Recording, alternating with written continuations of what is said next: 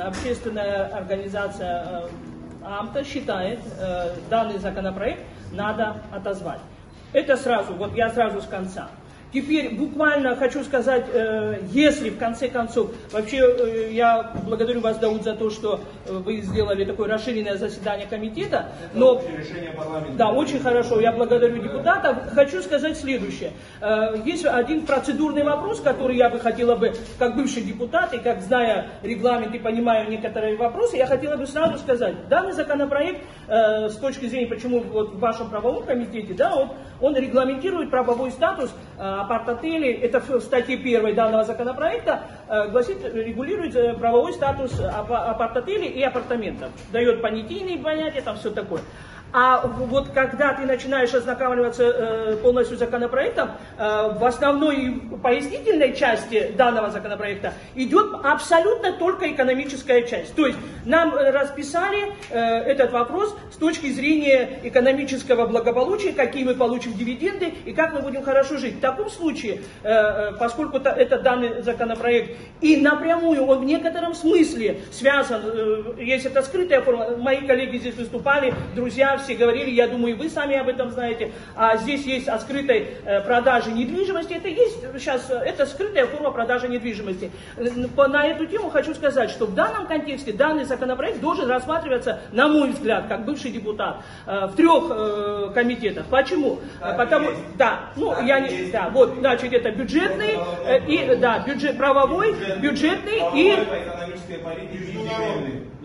Нет, бюджетный. Здесь речь идет об увеличении, вот прям я могу зачитать статьи, какие напрямую связаны с увеличением бюджета. Поэтому на данный законопроект абсолютно точно, кто-то из коллег сказал, должно быть заключение контрольной палаты. Это однозначно. Друзья, здесь напрямую увязывается бюджет. Напрямую. Дальше. Я хотела бы обратиться в социальный комитет, потому что есть скрытая угроза демографического вопроса. Поэтому, ну, на мой взгляд, вы можете не прислушиваться, но я считаю, что 3 комитета, правовой комитет по экономической части, здесь напрямую, да, тоже вопрос касается, но здесь больше, как говорится, блага обсуждаются в части увеличения, что, ну, фраза, я просто перефразирую, я, наверное, уже много говорю, постараюсь сейчас коротко, о мультипликативном эффекте. Мультипликативный эффект — это какой эффект? Это, естественно, эффект дает строительство, правильно же? Да, то есть это увеличение расходов. Так вот, как бывший финансист и как экономист могу вас просто убедить, люди, друзья, коллеги. Вот смотрите, фраза, значит, общая прибыль хозяйствующих субъектов составит 75 миллиардов. Вот смотрите, люди, которые придут с этим проектом в Абхазию, могу вам сразу сказать, никакие банки Абхазии задействованы в этом проекте не будут. Потому что очень огромные деньги они проведут через свое финансовое учреждение. Друзья, неправда. Деньги в Абхазию не зайдут. Никогда не зайдут, я вам говорю, как финансист, как человек, который четко помнит, помните, мы сидели по железнодорожному кредиту. Это афера. Деньги в Абхазию не придут. Я хочу, чтобы вы это понимали. Это первое. Второе. Нет, первое. Ну, я вот постараюсь и еще.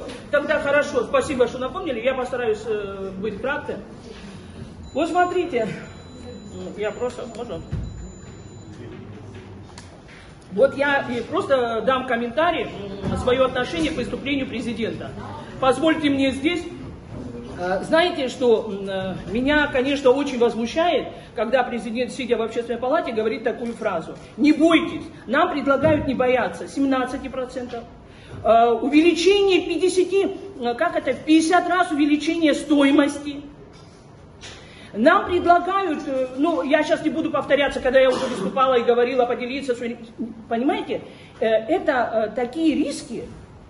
Я прошу прощения, это что вообще? Просто как можно, это слон и моська, мы сравниваем Россия 12 часовых поясов от края и до края, где богатство, немеренные богатства, и сейчас ведет СВО, и она какие-то, и мы со своими делами не должны бояться 50-кратного увеличения цены. Друзья, Пенсия, напоминаю, коллеги, вы же помните, мы кое-как, Лаша Лукзарович, вспомните, как мы с боями повышали до 3000, вспомните. А почему мы повышали с боями, напомните мне, пожалуйста. Что нам говорил бюджет? Ну вот, я сейчас и расскажу. Ну вы же помните? Да, потому что нам в аргументах было по увеличению пенсии? Бюджет не выдержит, у нас нет таких денег. Мы не можем оплатить даже 5000 сейчас. Давайте начнем еще, я просто хочу напомнить. Пенсионное обеспечение, который законопроект, надо его принимать. Люди, родившиеся в 62 году, пенсию не получают. И нам говорят, примите вот панацея по увеличению пенсии. Вот она панацея, вот наше спасение. Так я вам хочу сказать, данное спасение... Я просто хочу обратиться к авторам, что они пили, курили и ели, что они делали, что они, подождите, что они писали вот такой законопроект. Буквально коротко, я заканчиваю. Я просто хочу сказать, данный законопроект носит антинародный характер, и он носит антиабхазский характер.